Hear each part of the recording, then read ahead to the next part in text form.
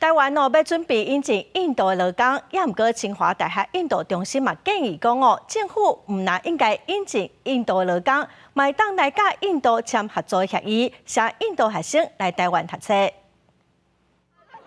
因为少子化，国内侪大学拢面对招募学生爱退场的危机。国内有学者指出，台湾通价干工坑到外籍学生，亲像台湾计划参印度签劳务合作 MOU， 引进印度移工补产业人手欠缺。学者讲，印度毋但是劳动力输出大国，也是出国读册留学生大国。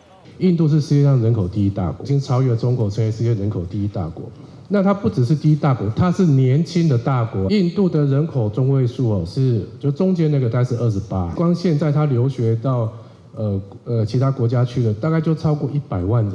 估计到2025年的时候，他可能会有200万到150万留学生。面对未来印度可能有侪留学生到世界各国读册，学者认为台湾爱把握机会招生，就有机会减轻国内少子化对学校的冲击。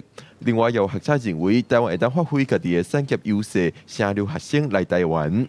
农业方面，农耕队在非洲，我们可以帮，就是非洲人可以透过到台湾来学习。然后跟世界接轨这个农业的发展，还有 CHIPS 近这1年来也有欧洲像德国的，他们也很想到台湾来学习。由台湾教育智库主办的这个论坛，落尾会参赛的总统参选人直接邀请因提出看法。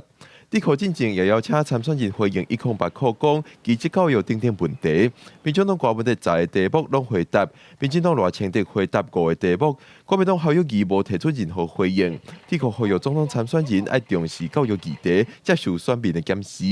记者郭文条随台北报道。